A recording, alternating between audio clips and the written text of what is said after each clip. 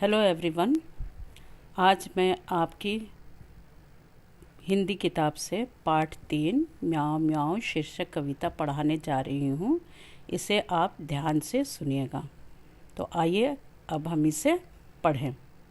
सोई सोई एक रात में सोई सोई रोई एका एक बिलक कर रोई। रोती क्यों ना मुझे नाक की एक नोक पर काट गई थी चूहिया काट गई चूंटी भर।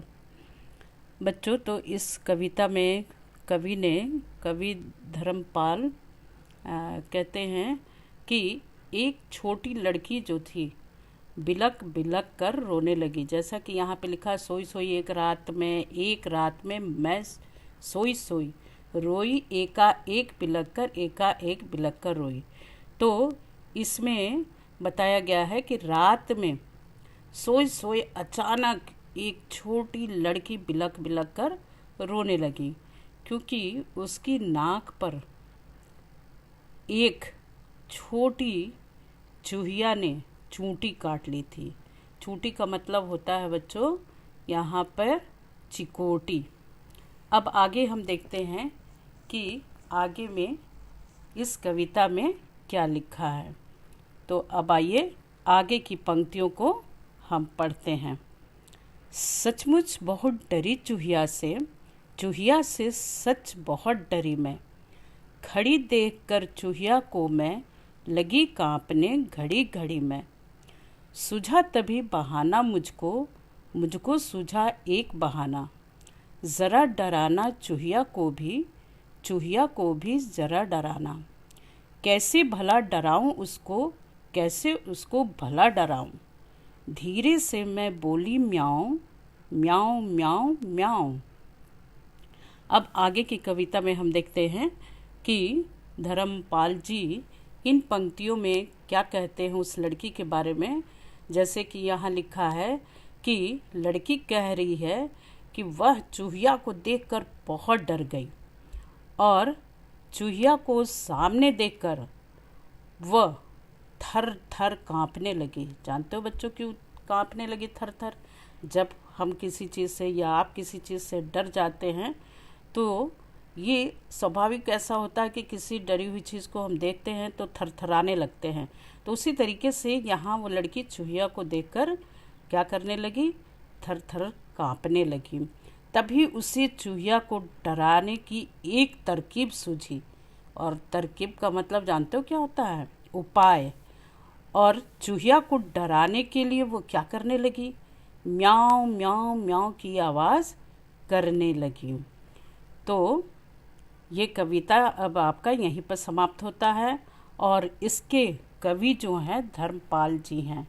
तो बच्चों आइए अब हम आगे इस कविता से संबंधित कुछ शब्दार्थ को देखें। मैं यहाँ पे आप लोगों के लिए कुछ शब्दार्थ लिख दी हूँ और इसको आप अपनी कॉपी में लिख लीजिएगा। जैसा कि लिखा है कि बिलखना का मतलब होता है ज़ोर ज़ोर से रोना। दूसरा शब्द आया है चूंटी का मतलब होता है चिकोटी। एकाएक का मतलब होता है अचानक। कांपना का मतलब होता है थरथराना। घड़ी घड़ी बार बार। सूझना ध्यान आना। ज़रा थोड़ा या कम। अब आगे देखते हैं इस कहानी से जो रिलेटेड है उसकी तरफ। जैसे लिखा है यहाँ पे, सुहानी की बात। तुम्हें अपनी दोस्त सुहानी याद है ना? उसका एक दोस्त भी था। उस नटखट दोस्त का नाम लिखो। तो बच्चों आप यहाँ पे इसका उत्तर स्वयं लिखेंगे। जैसे आपके दोस्त होंगे और वो नटखट होगा और उसका नाम आपको यहाँ पे लिखना है। दूसरा प्रश्न है इसमें, इस कविता में बिल्ली की आवाज़ किसने निकाली है? उसका भी नाम सोचो। तो बच्चों जैसा आपने कविता में पढ़ा उसके अनुसार इस कविता में बिल्ली की आवाज़ किसने निकाली? अब आप देखिए इसका उत्तर आप क्या देंगे। यहाँ पर मैंने उत्तर आपके लिए लिख दिया है। इस कविता में बिल्ली की आवाज़ ये लड़की ने निकाली है, उसका नाम झिलमिल हो सकता है। अब आगे के प्रश्न में हम देखते हैं, अगर सुहानी इस लड़की की दोस्त होती तो क्या करती। तो बच्चों, इसका उत्तर जैसे हो सकता है कि अगर सुहानी इस लड़की की दोस्त होती तो वह चूहिया को समझती और उससे तंग करने से क्या करती, मना करती। अब आगे की तरफ बढ़ते हैं। जैसे दूसरा लिखा है, डरना मत। अब इससे भी रिलेटेड हम प्रश्न को देखें, लेकिन ये जो प्रश्न है इसको हम थोड़ा बाद में देखते हैं। अब आगे देखते हैं, बन गया वाक्य। नीचे लिखे शब्दों का वाक्य में इस्तेमाल करो। यहाँ पे कुछ शब्द दिए गए हैं, जैसे सूझा, धीरे से, सचमुच, बहाना। तो इससे आपको वाक्य में प्रयोग करना है। यहाँ पर मैंने वाक्य बना दिए हैं। आप अगर इसे लिखते हैं तो ठीक है, नहीं तो इससे भी दूसरे वाक्य आप बना सकते हैं इसी तरह से। जैसे सूझा, तुम्हें इस प्रश्न का उत्तर सूझा। धीरे से, रमेश ने मेरे कान में धीरे से कहा। या आप कोई भी दूसरा वाक्य कि दोस्त ने मेरे कान में धीरे से कहा इत्यादि आप बना सकते हैं। सचमुच, तुम सचमुच गाना जानते हो। बहाना, मैंने स्कूल नहीं जाने का बहाना बनाया। तो इसी तरीके से आप दूसरे वाक्य भी बना सकते हैं। अब आगे देखते हैं, जो डरना मत, इसमें जो 3 प्रश्न दिए हैं उसकी प्रश्न उत्तर मैंने इस तरीके से लिख दिया है, और आप ऐसे ही लिख के ये कॉपी में ऐसे ही लिखिएगा जैसा मैंने लिखा है। कविता में लड़की ने म्याऊं की आवाज़ निकाली थी। म्याऊं की आवाज़ सुनकर चूहिया पर क्या असर हुआ होगा। जैसे मैंने यहाँ पर उत्तर लिखा है कि म्याऊं की आवाज़ सुनकर चूहिया डर गई होगी। वह डर के मारे कांपने लगी होगी और वह दोबारा लड़की को तंग करने नहीं आई होगी। तो बच्चों, अब दूसरा प्रश्न देखते हैं, तुम्हें सबसे ज़्यादा किससे डर लगता है। अब तुम क्या करते हो। तो जैसे आप लिख सकते हैं, मुझे ज़्यादा डर छिपकली से लगता है। डर के मारे सन हो जाती हूँ। जब तक कोई उसे भगा नहीं देता मैं कमरे में नहीं जाती हूँ। अब इससे आगे देखते हैं, अब बताओ, तुम्हें अगर उससे डराना हो तो कैसे डराओगे, क्या करोगे। तो आप लिख सकते हैं, अगर मुझे डराना होगा तो झाड़ू लेकर उसके आसपास हिलाऊंगी या ताली बजाऊंगी जिससे वो कमरे से बाहर चली जाए। अब आगे देखते हैं, नोक। यहाँ पे लिखा है, चूहिया ने नोक की नोक पर चूंटी भरी। किन किन चीज़ों की नोक होती है लिखो और उसका चित्र भी बनाओ। तो बच्चों, यहाँ पे आपको लिखना है कि किन किन चीज़ों की नोक होती है और उसका आप चित्र भी बनाएंगे।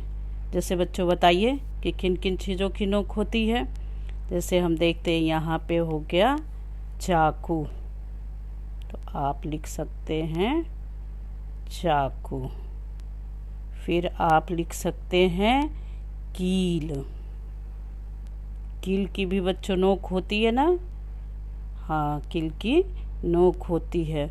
उसके बाद आप लिख सकते हैं पेंच। इसी तरीके से आप 3 और अन्य शब्द लिखकर उसके चित्र भी बनाइएगा। आगे नेक्स्ट, अब लिखा है चूंटी। चूंटी अंगूठे और उंगलियों से भरी जाती है। अंगूठे और उंगलियों से और कौन कौन से काम किए जा सकते हैं। जैसे यहाँ पे लिखा है चुटकी बजाना। और क्या किया जा सकता है बच्चों चुटकी बजाने के अलावा। तो जैसे आप लिख सकते हैं कि नमक डालना। जैसे आप लिखेंगे यहाँ पे नमक डालना।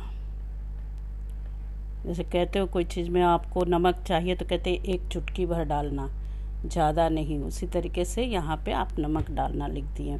इसी तरीके से आप और आगे इसे सोचकर लिख लीजिएगा। नेक्स्ट है शब्दों का उलटफेर। अब देखिए यहाँ पे ये बॉक्स बना है, इसमें कुछ शब्दों का उलटफेर किया गया है, लेकिन मीनिंग जो इसका अर्थ है वो सेम है। अब यहाँ पढ़ते हैं। जैसे लिखा है, सूझा मुझको एक बहाना, मुझको सूझा एक बहाना। ये दोनों का अर्थ एक ही है। अब आगे बढ़ते हैं। कविता में कही गई इस बात को बातचीत में इस तरह कहेंगे, मुझको एक बहाना सूझा। नीचे लिखी बातों को 2 तरीकों से लिखो। जैसे आपने यहाँ पे देखा, उसी तरीके से इसको आपको 2 तरीके से लिखना है।